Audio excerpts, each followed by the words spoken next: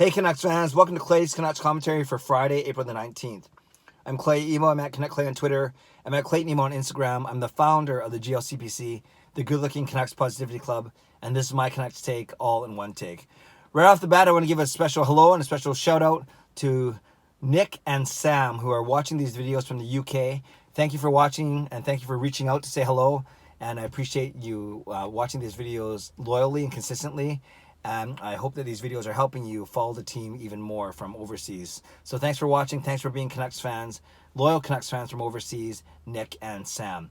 All right, I'm going to take a break from my regular letter grade series, and I want to talk about a good news story and for the Vancouver Canucks, and that's the number of Vancouver Canucks players that are playing in next month's World Hockey Championships in Slovakia. This happens every year around May, and you always get players, mostly NHL players, from teams that don't make the playoffs, who are eliminated in the first round, or sometimes even late entries from late players, from guys, from teams that were eliminated in the second round. So needless to say, it's a great opportunity to play on the world stage, big ice surface with other men, with other NHL caliber players. So let's talk about the five guys that we know are going first. For the United States of America, we have Quinn Hughes and Thatcher Demko. And I guess that's between these two and the next guy I'm going to talk about. It's really great that a lot of our younger players are going over to get that experience. So with Quinn Hughes, he's already played in World Juniors, he's already played in World Championships, so he knows what it's like to play on the bigger ice surface. But at least this time,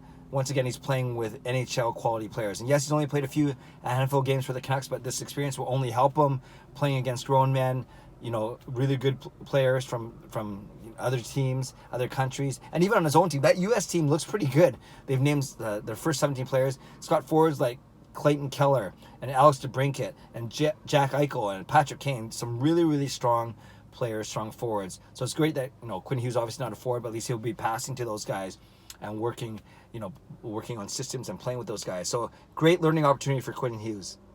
Also, a really good opportunity for Thatcher Demko. Likely won't start. It'll be Corey Schneider, one of my favorite ex-Canucks players. But for Thatcher Demko, just to be learning from a guy like Corey Schneider, what it takes to be a pro, practicing with the guys, nuances of the game, whatever it may be, learning from guys that just aren't Vancouver Canucks goaltending coach or Vancouver Canucks players. I think that's only going to help Thatcher Demko and give him more confidence going forward.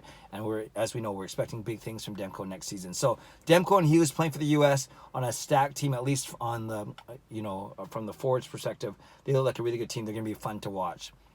Our third young gun there is our Calder Trophy favorite, Elias Pettersson. He is playing for Team Sweden, and he's joined by, obviously, Swedish counterparts, Jacob Markstrom in net, likely to be the starter, and veteran Louis Eriksson. So for Elias Pettersson, again, another chance. We've seen how good he was this season. I've talked about it ad nauseum in these videos. The fact that he came over from the SHL, the Swedish Elite League, and had a really good season playing against grown men, playing against NHL players, and how he didn't look out of place at all. In fact, he dominated on certain nights. So look for Pettersson to continue to develop his skill set, develop his confidence, his swagger, so to speak, and just, maybe he can have a breakout World Championships after kind of tailing off a little bit at the end of the Canucks season. But all in all, should be a wonderful experience for Pettersson as he gains even more experience at the international level. Jacob Markstrom, he's been in a few of these before, and you know that he's good. He's had a really, really good year. He's going to gain a lot of confidence. He's been gaining a lot of confidence, and he'll only come back as a better goaltender. And Louis Eriksson, a lot of us talk about, not really, I can't believe I just studied there. I think I was trying to think of something nice to say. Not really the best investment right now, but still good for him. I'm sure he was honored to be asked to play for Sweden. So we got Hughes and Demko with the U.S. We got Pettersson, Markstrom, and Eriksson with Sweden. Team Canada haven't announced their full roster, but we do know that Bo Horvat was asked but declined because he's getting married. Priorities. And then we know that Chris Tanev was asked, and he said this at his year-end press conference, but he doesn't feel fully recovered from his injury and would be too far behind in his training to make an impact. So those are the two guys that we know were asked for Team Canada. Troy Stecher said that he wasn't asked, but he's one guy who maybe will surface as a late addition or maybe a bubble player because his game is suited for the bigger ice surface. Good skater, good vision, good passing. So we'll see. It would be great if Troy Stecher got a chance, and all these experiences are good for players. What's interesting too, when a lot of times players, especially for Team Canada, you'd hear a lot of players would really want to go to these World Championships because when it came to picking the Olympic team down the road, you know, any type of experience, any type of you saying yes to play for Team Canada would basically put you in the good books of Team Canada management. Since the NHL players weren't at the last Olympics, we're not sure if they're going to be the next Olympics. I don't think that's as much of a carrot or as much motivation anymore. You know, the fact that the fact that saying yes to the World Championship team might help your chances to get picked for the Olympic team, or at least considered for the Olympic team down the road. That's not as much of a factor anymore. And I'm not even saying that that would make a difference for Bo Horvat, Chris Tanev, or anyone else that may or may not have been asked. So just something, you know, I was thinking about as I prepared for this video. Other Canucks players that were asked but declined, Sven Berchi for Switzerland, Brock Besser for the US, and Marcus Granlund for Finland. And with Berchi, it's probably a health thing. You know, he wants to continue to train and make sure that he's ready to enter next season. And with both Besser and Granlund, it's likely a contract thing. That's the other nuance, too, about these World Championships. Often, not always, but often, players that do not have contracts, either they're RFAs or UFAs, will not go over there for the sake of, on one hand, you could better your contract position maybe with, better your bargaining power with a strong World Championship showing. But more likely it's that guys don't want to get injured, right? They don't want to get hurt, especially when they're in the middle.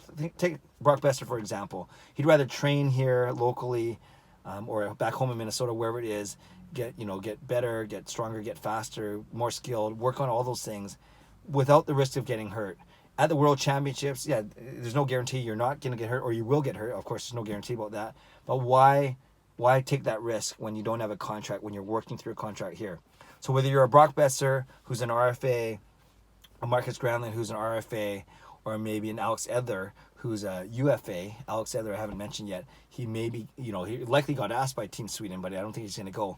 Exact same situation. They simply do not want to risk getting injured, heading into contract negotiations. So a lot of Canucks players to talk about. A lot of players that obviously didn't get asked because they're either not good enough or whatever it may be. But we know Quinn Hughes, Thatcher Demko for the U.S., Pettersson, Markstrom, Eriksson for Sweden, no Horvat, no Tanev, Stetcher maybe, no Granlund, no Besser, and no Berchi. But still, to have even 12 guys, a dozen Canucks, in consideration for playing on their national squads is a testament to at least some decent skill, some decent players on the team. Canucks fans, let me know what you think. Who would you cheer for if Sweden played U.S.? Are you cheering for Demko and Hughes? Are you cheering for Markstrom, Pettersson, and Eriksson? Do you think that Troy Stetcher will get invited? And do you agree with guys like Besser, Edler, and Granlund declining invitations? Leave a comment below. I love to read, react, and reply as always. And trying to do some more non-Canucks videos, especially to get through this offseason. Not sure if I'm going to do regular playoff recaps. Those aren't really hitting the mark. But I did do a fun little video breaking down the game-winning goal from the St. Louis Blues Winnipeg Jets last night.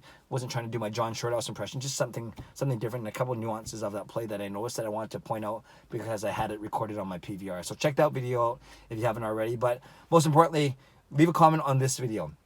Subscribe if you'd like to like this video, if you'd like to. Enjoy the day. It's Good Friday, so as a Catholic, it's a day kind of a rest and a prayer and a reflection. But I'm sure I'll have a hockey game or two on tonight as we continue throughout the Stanley Cup playoffs. Have a great day. God bless, and go Canucks go.